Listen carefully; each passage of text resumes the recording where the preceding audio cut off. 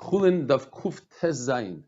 So we said yesterday that you can learn out the Isser Achilas Basar B'chalav and Hanav Basar B'chalav from a combination matzad of Arla, Chametz, and Klaya Kerem. So if we look at Klaya Kerem, we really have a pircha to Klaya Kerem. Klaya Kerem is something that never had a Shasa Kosher. As soon as it was created, as soon as it started growing, it was already Aser as Klaya Kerem. You took two seeds from two different breeds, it grew B'Isser. So the Gemara says from here you see that the Isser starts when you put it in the ground. So the seed was kosher, it had a Shasa Kosher, and then only later on when you put it in the ground, it became Aser. And there's a steer in the Psukim, it says, Pen Tigdash Hamaleya. By Klaya Kerem, we're concerned about the growth, what grows in the future. And then it says Hazera, that the seeds are Aser. So which one is it? Is the seed Aser or only what comes out, the growth later on? And it says Abaya that it's two separate things. When you plant the seed, it becomes Aser right away. But when you move an existing plant, then Klaya Kerem is only Aser when it adds to the growth. And for the final, and adding meaning 1/200th. In other words, there's 199 parts that were there before, and it added 1/200th of it.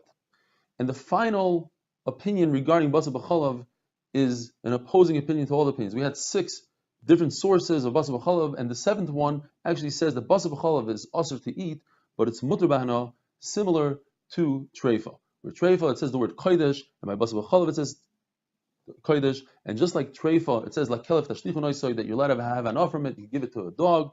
So too, Basar B'chalav, you're allowed to have an offering. We saw in the Mishnah, Rabbi Akiva says that from the 3 times that it says in the Torah, Lo Savasha Gedi B'chalei V'imoi, 2 of them teach us to come to exclude a chaya and a oif. There's no Basar B'chalav midiraisa on a deer or a chicken.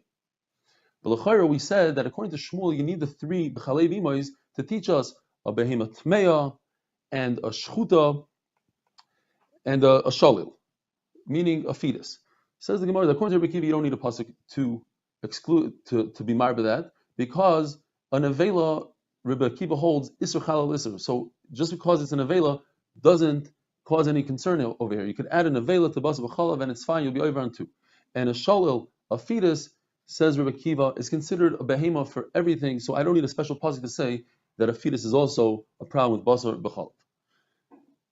Now, in the Mishnah, we saw that Rabbi Akiva holds that a chicken or a bird is no Basar B'chalav. Why? Because it says Gedi, and the chicken is not a Gedi. Rabbi Yossi Aglili says the same thing, but he says it from a different part of the pasuk. B'chalei v'imai, something that nurses, and a chicken doesn't nurse. So where would be the nafkamina between Rabbi Yossi Aglili and Rabbi Akiva? Says the Gemara, 2 options.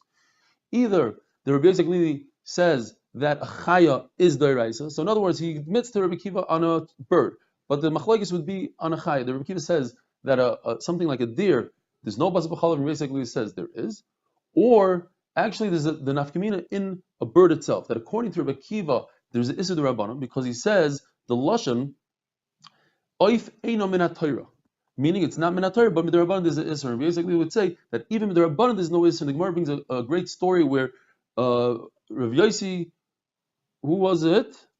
Levi went to the house of Yosef Sheba, which is a hunter, and Yosef Sheba gave him the head of a peacock in milk. And he didn't say anything, he didn't put him in chayim. Why? Because this was the place of Rabbi Aglili, and there was no, according to Rabbi Aglili, there's no Issur D'Rabbanan at all. Same thing we find that in the place of Rabbi Eliezer, they would cut a tree to make coals in order to forge a knife for a milah on Shabbos. If you don't have a knife, he allowed all these things, and that's because he held that a machshir mitzvah, something that will bring you to a mitzvah, like a knife of a milah, you are allowed to be doicha Shabbos for it if the mitzvah itself is something that's doicha Shabbos like milah. Says the Mishnah. We're talking about rennet here. The way you make cheeses, you open up the masim, the stomach, and inside is hardened milk, which it has a chemical called rennet, and you add milk to that, and then it forms cheese. Says the Mishnah that if you bought an animal, you bought this rennet from a guy, or it came from an avela, it's aser, it's treif. Says the Gemara, what's the problem? We're not choishish that this rennet came from an animal that was treif. In other words, the animal you bought nursed from a treifa, because you can be samech on the roiv, like we say, you're allowed to buy eggs from a guy, you're not concerned that maybe those eggs come from a treifa. However, we are concerned that perhaps this animal you bought nursed from a tame animal. Let's say a cow nursed from a pig, which happens. and therefore the guy wouldn't separate the two. He wouldn't say, I don't want to allow this. And we have to be chayshish. That's something that's shchiach. Shmuel says that the Mishnah is talking about, it's one thing. It's not an animal of a guy that, and also nevela. It's a nevela of a guy. Meaning that this rennet is considered a nevela, because Shmuel says, according in the Gemara Avodah Zarah, the Gemara talks about Rabbi Shua, who says, is rennet part of the animal? That's what he said in the beginning. Later on, they proved to him that if it's part of the animal, why is a kohen allowed to eat the rennet of a oila? A oila has to be completely consumed by the mizbeach, so how could the kohen have benefit from it? The answer is, it's not part of the animal at all. So if it's not part of the animal, why are you saying that it's an avela? But Shmuel was going according to the Havamina of Rabbi Shua and Mishnah Zazim Mekayim. In other words, once Rabbi Shua said it, even though he retracted it later on in his life, the Mishnah stayed the way it was.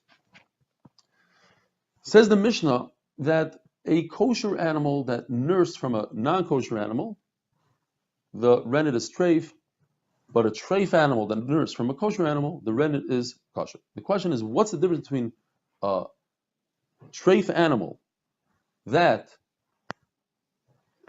kosher milk that's inside a treif animal? Why is that kosher? But if it's inside an avela, you say it's treif. Says the Gemara, two pshatim. According to Rav Chizda, there is no difference. You're right. The milk that's inside an avela should be kosher. And the reason why we say it's also, it's exer that people shouldn't come, they'll see you eating it and drinking it, they'll say, oh, you're allowed to eat an avela. And the other pshat is, the Rebbe Yechon says, there's no difference, but the ratio where it says that in an avela it's also, that's Rabbi Yeshua before he retracted it, and he said that rennet is considered an avela itself, and therefore it's also, but later on, he retracted it and he said, no, rennet is not considered part of the animal. And the Mishnah stayed the way it is, even though he retracted it, as we said before, once the Mishnayos were instituted and people started chazering it with the mistake, with the Havamina, it remained like that. According to Rabbi Eliezer, you're not allowed to use rennet from an animal of a person that worships Avodah Zarah, because we have to say that most of his das and his mind is always on Avodah Zarah, and he made this animal Avodah Zarah. According to Rabbi Yochanan, we're not concerned for Avodah Zarah. So halacha, the Gemara says that you are not allowed to use the actual keva, the actual obomasim of an avela, because that's physical nevela, and you're not allowed to make cheese out of it.